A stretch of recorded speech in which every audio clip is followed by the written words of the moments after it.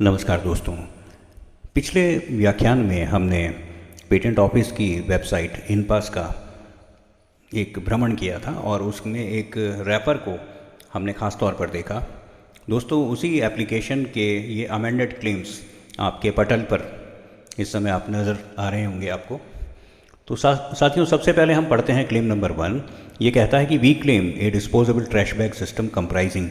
दोस्तों ध्यान दीजिए, कंप्राइजिंग शब्द का इस्तेमाल हुआ है। क्या खूबी है शब्द की।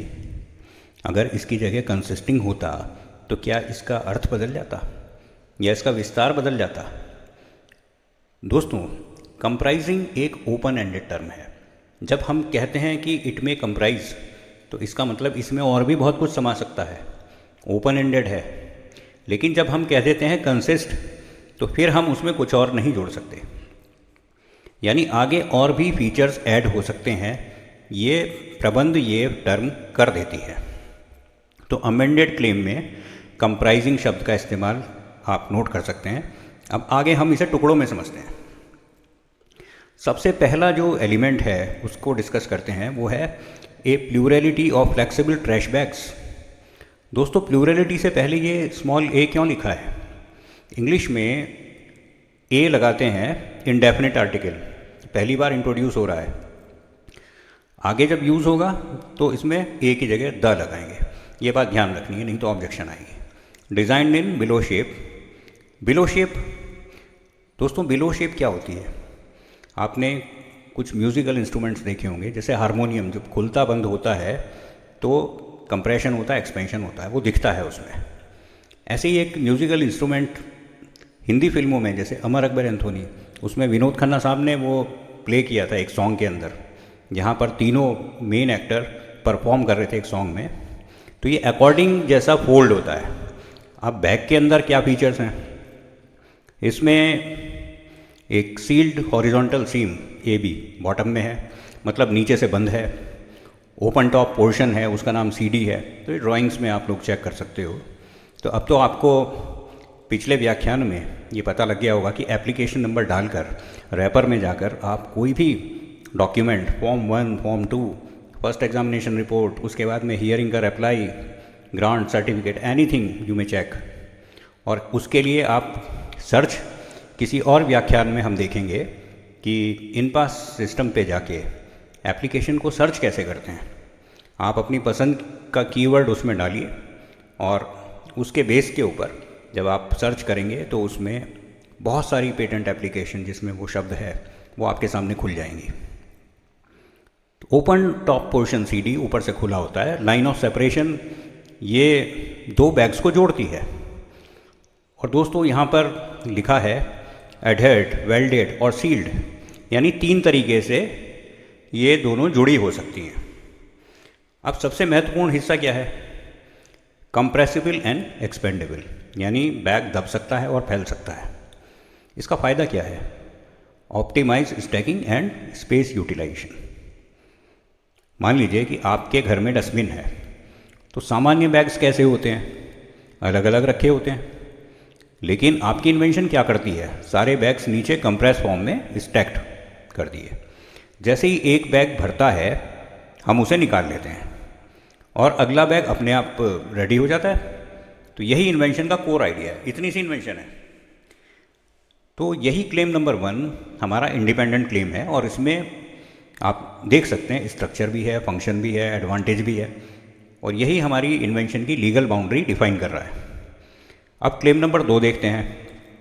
क्लेम नंबर 2 में स्टार्टिंग कैसे होती है? The system of claim 1।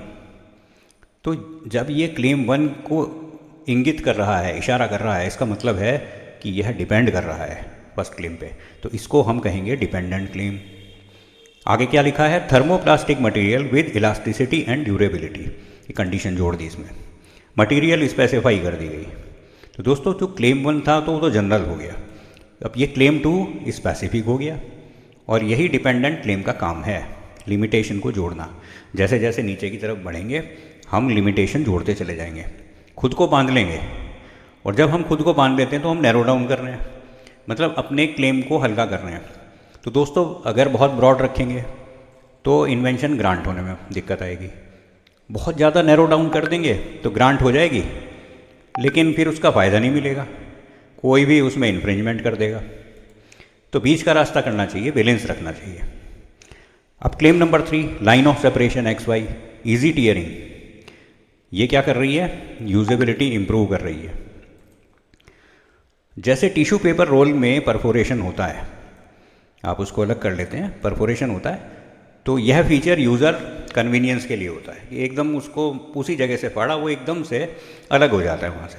अब क्लेम नंबर 4 देखिए, रिड्यूसेस रिंकल्स एंड क्रैक्स। ये क्या है? एक फंक्शनल लाभ है ये, मतलब स्टोरेज के दौरान बैग खराब नहीं होगा। और हायर की देखें क्लेम की, तो सबसे ब्रॉड क्लेम कौन सा है? Claim number 1। खाली क्लेम नंबर 1 के बेस पे तो एक ग्रांट होता नहीं, तो क्लेम 2, 3, 4 करके इसमें लिमिटेशंस जोड़ते चले गए, नैरो डाउन करते चले गए। इसे ऐसे समझते हैं, क्लेम 1 जो है वो है एक पेड़ का तना, और क्लेम 2, 3, 4 उस पेड़ की शाखाएं हैं। दोस्तों प्रॉब्लम क्या था इसमें? समस्या क्या थी? बार बार नया ट्रैश बैग डालना पड़ता था कोरोना में। ये समस्या थी कि हमें लगे लगाए बैग मिल जाएं। अब वो बैग एक बिन के अंदर रखे हुए थे। जिस समय ये इन्वेंशन फाइल की, उस समय इतना नहीं सोचा था कि सिस्टम बना लिए। तो सिस्टम वगैरह जो हैं ये फाइलिंग करते करते, पढ़ते पढ़ते ये चीज़ें माइंड में आती हैं। अदरवाइज सिंपल जो आपके दिमाग में इन्वेंशन का प्रारूप होता है वो बहुत सिंपल साधारण होता है। अगर आपके मन में कोई बात आई है तो आप सिस्टम्स और बहुत बड़ी बड़ी बातें नहीं सोचते, बेसिक इन्वेंटिव स्टेप आपके दिमाग में आता है। सॉल्यूशन क्या दिया? Pre stacked below bags. ये सारे बैग्स जो हैं बॉक्स के नीचे रख दिए गए एक साथ स्टैक करके, बस इतनी सी इन्वेंशन थी। क्लेम नंबर 1 में क्या है कि कोर सॉल्यूशन है, क्लेम 2, 3, 4 में क्या है? इम्प्रूवमेंट्स हैं। अगर कोई कॉम्पिटिटर क्या करेगा? सेम बिलो डिज़ाइन यूज़ कर ले और स्टैक्ड सिस्टम बनाए तो इन्फ्रिंजमेंट में आ जाएगा वो, लेकिन अगर वो मैकेनिज्म को कुछ अलग कर दे तो वो बच जाएगा। इसलिए क्लेम ड्राफ्टिंग बहुत आवश्यक है। दोस्तों अब एक अंतिम बात कि आपने सिर्फ एक प्रोडक्ट नहीं बनाया, आपने एक लीगल बाउंड्री क्रिएट कर दी। और वो बाउंड्री कहाँ है? दोस्तों बाउंड्री है क्लेम्स में। स्पेसिफिकेशन बताता है कि आपने क्या बनाया, और क्लेम्स ये तय करते हैं कि आप किस चीज़ के ऊपर अधिकार रख रहे हो। और यही दोस्तों पेटेंट ड्राफ्टिंग की असली कला है। दोस्तों क्या आपने ऐसा महसूस किया कि आपने बहुत अच्छी इन्वेंशन बनाई लेकिन पेटेंट ऑफिस ने उसे रिजेक्ट कर दिया, और कारण दिया कि claim is too broad, no inventive step? तो दोस्तों गलती इन्वेंशन में नहीं होती, गलती होती है क्लेम ड्राफ्टिंग और अमेंडमेंट स्ट्रेटजी में। आज के इस व्याख्यान में आपको एक एग्ज़ाम्पल से मैं समझा रहा हूँ कि FER का अप्लाई कैसे दिया जाता है। यही एग्ज़ाम्पल, ये जो क्लेम्स आपके सामने खुले हुए हैं ना दोस्तों, ये क्लेम ओरिजिनली जब फाइल किए थे, आपने पिछले व्याख्यान में देखी थी वो स्लाइड, तो कैसे रिजेक्ट हो गए थे वो, और बाद में यही क्लेम जो आपको दिख रहे हैं, इन क्लेम से ये एप्लीकेशन ग्रांट हुई है। कैसे एक्सेप्टेबल बने ये? तो महज मैं आपके सामने स्क्रीन पे क्लेम शेयर करके अपने कर्तव्य से विमुख नहीं हूँगा। मेरा मानना ये है कि पूरा मुझे इसको बताना होगा, जिससे कि आप में ये बात विकसित हो, ये मोटिवेशन ये मिलना चाहिए यहाँ से। मान लीजिए कि आपको पेटेंट ऑफिस से FER मिली, कंट्रोलर साहब ने आपके क्लेम 1 पर ऑब्जेक्शन लगाया। क्लेम 1 बहुत ब्रॉड है, इसमें उनको कोई स्पेसिफिक स्ट्रक्चर नहीं दिख रहा, और बिल्कुल ठीक बात थी, जो वहाँ पर क्लेम नंबर 1 था उसमें स्ट्रक्चर था ही नहीं। वहाँ पर ट्रैश बैग सिस्टम जैसी कोई बात नहीं थी। क्लेम जो किया गया था वो ट्रैश बैग को ही कर लिया गया था। अब आप सोचिए कि ट्रैश बैग को अगर हमें पेटेंट मिल गया तो फिर तो कोई वैसा ट्रैश बैग बना ही नहीं पाएगा, तो बहुत ब्रॉड ग्रांट हो जाती, वो तो पॉसिबल ही नहीं थी। वो कोई स्पेसिफिक स्ट्रक्चर उन्हें नज़र नहीं आया, और चूंकि उन्हें नज़र नहीं आया और उन्होंने ये बात लिख दी, तो मुझे नज़र आने लगा कि वो संकेत कर रहे हैं कि तुम पूरा सिस्टम क्लेम कर लो, ओपन एंडेड है, क्योंकि तुमने कंप्राइजिंग लिखा है। तो प्रायर आर्ट से अलग नहीं दिख रहा था उन्हें। अब यहीं से असली स्किल शुरू होती है। तो दोस्तों 3 साल पहले वो चीज़ मुझे समझ में नहीं आती। अगर मैं एग्ज़ामिनेशन की FER आ जाती तो वो बेकार ही जाता समय। मुझे 6 महीने मिलते, उसको मैं एक्सटेंड भी करा लेता 3 महीने, और अधिक से अधिक 9 महीने मिलते हैं दोस्तों FER जिस तारीख में इशू होती है उसके बाद में जवाब देने के लिए। तो अच्छा हुआ कि उस समय फाइल नहीं की। तो रिप्लाई जब ड्राफ्ट किया तो ओरिजिनल क्लेम क्या था दोस्तों? A flexible bag whose volume can be changed by compression और एक्सपेंशन। वही जो मैंने अकॉर्डिंग वाला एग्जाम्पल दिया था। अब सुनने में ये अच्छा लगता है, लेकिन प्रॉब्लम क्या है? कोई स्ट्रक्चर नहीं है, सिर्फ फंक्शन बताया गया है ना। ध्यान दें, ओरिजिनल क्लेम में फंक्शन बताया गया है कि बैग, ऐसा बैग जिसका आयतन बदल सकता है कंप्रेस करके और उसे एक्सपेंड करके, है ना, उसे दबा के या उसे फैला के। साधारण सी बात है, लेकिन फंक्शन बताया गया है। हर फ्लेक्सिबल बैग इसमें आ सकता है दोस्तों। सभी बैग्स की यही खूबी होती है, जैसे बलून होता है। मतलब कंट्रोलर को कोई डिफरेंस दिख ही नहीं रहा था, तो फंक्शनल क्लेम दोस्तों वीक होता है, ये ध्यान रखें, और स्ट्रक्चरल क्लेम स्ट्रांग होता है। आप इस बात को ध्यान रखें हमेशा। अब एप्लीकेंट क्या करता है? क्लेम बदलता है। A disposable trash bag system comprising below shape trash bags. अब दोस्तों ध्यान से सुनिए, जो मुझे बैग नज़र आता था अब वो मुझे सिस्टम नज़र आने लगा। मुझे पूरा डस्टबिन का सिस्टम समझ में आने लगा। फ्लेक्सिबल था पहले, मैंने उसको बिलो शेप्ड लिख दिया। वेग टर्म थी स्ट्रक्चरल, ये शब्द इस्तेमाल किया। ये तो सिंपल चेंज नहीं है, यह पूरी इन्वेंशन की पोजीशनिंग बदल देती है, और इसको हम कहते हैं कि ये हमारी स्ट्रैटेजी थी, अमेंडमेंट करने की स्ट्रैटेजी, रणनीति। अब कंट्रोलर साहब तुरंत पूछ रहे हैं कि क्या आपने नया फीचर ऐड कर दिया? ये तो बड़ा डेंजरस हो गया भाई। अगर आपने स्पेसिफिकेशन में नहीं लिखा था तो अमेंडमेंट रिजेक्ट हो जाएगा।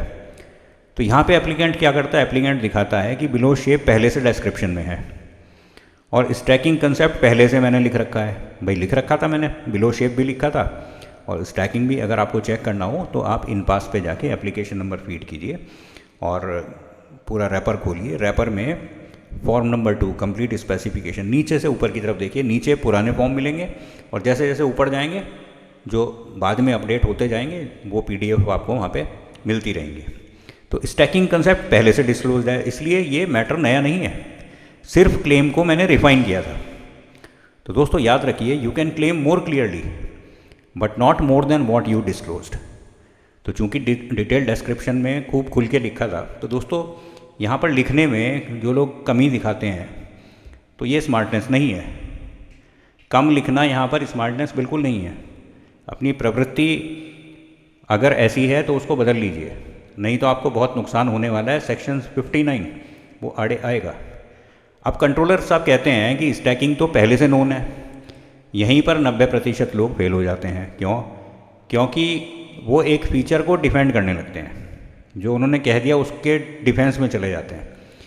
लेकिन आपको यहाँ पे स्मार्टली प्ले करना है, आपको कॉम्बिनेशन को डिफेंड करना है, खाली उस फीचर को नहीं, पूरे कॉम्बिनेशन को डिफेंड करो। हमारा कॉम्बिनेशन क्या है? बिलो शेप्ड कंप्रेसिबल बैग्स, और वो कंटेनर के अंदर रखे हुए हैं। ऑटोमेटिकली नेक्स्ट बैग अवेलेबल हो जाता है। जैसे ही पहले वाला हमने टीयर ऑफ कर दिया, उसको फाड़ दिया। जैसे आप पाउच होते हैं ना, छोटे छोटे पाउच होते हैं, उसमें बीच में परफोरेशन होती है, तो आराम से अलग अलग हो जाते हैं वो। तो यही कंसेप्ट था उस समय मेरे दिमाग में। तो ऑटोमेटिकली नेक्स्ट बैग अवेलेबल हो जाएगा। जैसे ही आपने उसको झटका दिया तो ऊपर वाला बैग अलग हो गया और नीचे वाला बैग खींच के ऊपर आ गया। जैसे ही ऊपर आया वहाँ पर उसको झटके से अलग कर दिया, तो ऑटोमेटिकली नेक्स्ट बैग अवेलेबल हो गया जब एक बैग हटा। तो दोस्तों कोरोना के अंदर हैंड वॉश करना पड़ता था, तो इन्वेंशन में प्रॉब्लम का सॉल्यूशन बेसिकली तो यही था कि हाथ ना धोने पड़े। ठीक है, तो जब एक बैग हटा तो अगला ऑटोमेटिकली रेडी हो गया। यही है इन्वेंटिव कंसेप्ट। बहुत आसान सा कंसेप्ट है, एक बच्चा भी इसको अगर ठीक तरह से ड्राफ्ट करे दोस्तों। इसीलिए मैंने एग्जाम्पल यहाँ पे लिया कि बहुत साधारण सा कंसेप्ट है। Innovation often lies in combination not in isolation. Controller साहब को एक प्रॉब्लम और थी, ऑप्टिमाइज स्टैकिंग, सीमलेस एक्सेस। ये लीगली कमज़ोर शब्द हैं। एप्लीकेंट क्या करता है? एप्लीकेंट रिप्लेस करता है compressed state at bottom of container. अब क्लेम क्लियर है, मिजरेबल है, अंडरस्टैंडेबल है। तो अब आते हैं डिपेंडेंट क्लेम पर। क्लेम 1 दोस्तों हो गया हमारी कोर इन्वेंशन। क्लेम 2 हो गया, इसमें हमने मटेरियल बता दी। क्लेम 3 में हमने कैसे बैग्स को अलग अलग करेंगे, सेपरेशन, वो बता दिया। क्लेम 4 में हमने उस पर सलवटे ना पड़ें उसका क्या कंट्रोल है ये बता दिया। तो दोस्तों ये जो हमने चीज़ें ऐड करी हैं ये एक फॉल बैक सिस्टम है। फॉल बैक का मतलब अगर एक गिर गया तो दूसरा संभाल ले उसे। अगर मेन क्लेम गिर गया तो भी प्रोटेक्शन बच सकता है दोस्तों अमेंडमेंट में। यही प्रोफेशनल ड्राफ्टिंग होती है। कंट्रोल साहब का एक सवाल ये है कि क्या क्लेम अभी भी ब्रॉड है? तो कंप्राइजिंग यूज़ किया है दोस्तों, फ्लेक्सिबिलिटी तो रहेगी ही रहेगी और स्ट्रक्चर डिफाइन हो जाएगा, यूनिकनेस रखी जाएगी। यही बैलेंस है दोस्तों। तो बहुत ब्रॉड है तो रिजेक्ट हो जाएगा, बहुत नैरो है तो बेकार है। अगर ग्रांट भी होगी तो बेकार है। कुछ लोगों को तो खैर वो भी अच्छी लगती है और वो भी बड़ी मेहनत से मिलती हैं दोस्तों। और बैलेंस जो है अगर ऐसा है और ग्रांट मिल गई तो बहुत ही बढ़िया। तो दोस्तों आज हमने देखा कि अमेंडमेंट सिर्फ वर्डिंग बदलना नहीं होता, एक लीगल स्ट्रेटजी होती है जहां एप्लीकेंट को कंट्रोलर की सोच समझनी पड़ती है और स्पेसिफिकेशन का सही उपयोग करना पड़ता है और इन्वेंशन को सही तरीके से पेश करना होता है। दोस्तों क्लेम ड्राफ्टिंग जब आप करते हो तो अब आप एक लेखक होते हो, कहानी लिखने वाले होते हो। लेकिन जिस समय अमेंडमेंट करते हो तो आप एक वकील बन जाते हो। तो दोस्तों अगर ये लेक्चर आपको पसंद आया हो तो आप चैनल को सब्सक्राइब करें, इसे लाइक करें और यदि संभव हो तो अपनी जैसी सोच वाले अपने मित्रों में भी इसे शेयर करें। धन्यवाद।